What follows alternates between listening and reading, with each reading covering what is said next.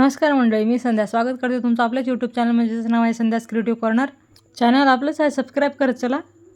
आज आपण पाहणार आहोत बारीक शेवयाची खीर ते पण ड्रायफ्रुट्स टाकून, आणि किंवा त्यालाच आपण शिरकुंबा म्हणू शकतो. त्यासाठी साहित्य पाहून घेऊया. त्यासाठी पाहिजेत आपल्याला मेन म्हणजे बारीक शेवया किंवा फेण्या म्हणू शकतो त्याला आपण.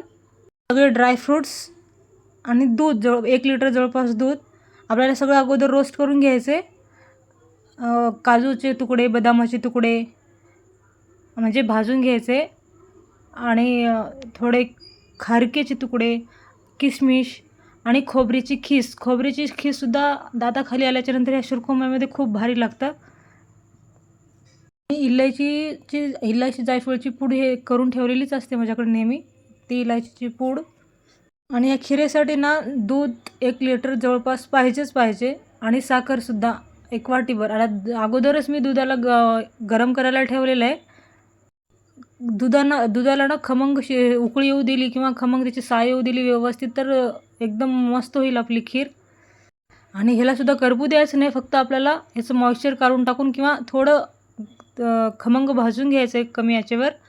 आता हे खीस घेतलेलं आहे ना, ते खीससुद्धा एकदम थोडंच भाजून घ्यायचं, आणि करपलं तर त्याचं चव बिघडून जाईल खिरीचं पूर्ण. त्यासाठी थोडं त्याला रोस्ट करून काढून घेतलं. मग शेवया लास्टला घेतलं. शेवयाचं कसं, शेवयासुद्धा खूप मंद आचेवर जास्त वेळ परतून घ्यावं लागतं, नाहीतर एकदम मोठं हे ठेवलं तर एकीकडे जळून जातील, एकीकडं तसेच राहतील. त्यासाठी कमी आचेवर व्यवस्थित एकसारखं हलवून भाजून घ्यावं लागतं हे बारीक शेवयासुद्धा. आता ना या खिरीमागची कहाणीसुद्धा खूप मस्त इंटरेस्टिंग आहे बरं का. रमजान आमच्या लहानपणी ना रमजान असले की आमची मैत्रिणी बोलवायची. काही मुसलमानची पण होती मैत्रिणी मुस्लिमचे, तर बोलवायचे आम्हाला खायला. असंच जे त्यांच्या लोकांनाही बोलवतात आणि आपल्याला बोलवतात ना, आपल्या हिंदूंनासुद्धा बोलवतात ते मैत्रिणींना. खूप आवडली होती आम्हाला, तेव्हा खूप मनात बसली होती ती खीर. आता स्वतः आपण करून खात आहोत ना, तर तेवढं काय वाटत नाही, पण तेव्हा लहानपणी खूप आवडायची. तेव्हा ना असं अजून आपल्या ह्याच्यामध्ये काय करायचं एवढं व्यवस्थित हे नव्हतं, आणि हे फेण्या वगैरे काय भेटत नव्हते तेव्हा. असेच कोणत्या आपल्याला स्वयंपाक करायची किंवा ते गोष्टीची उत्सुकता असते, म्हणजे आपण करून पाहण्याची उत्सुकता असते, कसं होते काय नाही. आता जवळपास सगळं चांगलं जमते, पण लहानपणी खूप उत्सुकता असते, कसं करत असतील कडे एवढं मस्त असं वगैरे असते ना, हो की नाही. आपल्या दुधाला चांगली उकळी आणून घेतलेलं होतं पातेल्यामध्ये. मग मी इकडं ह्याच्यामध्ये काढून घेतलं आता कढईमध्ये व्यवस्थित छोट्या, आणि सगळं जे आपले भाजून घेतलेले ड्रायफ्रुट्स होते ते सगळं आपण टाकून घेतलं आपल्या दुधामध्ये.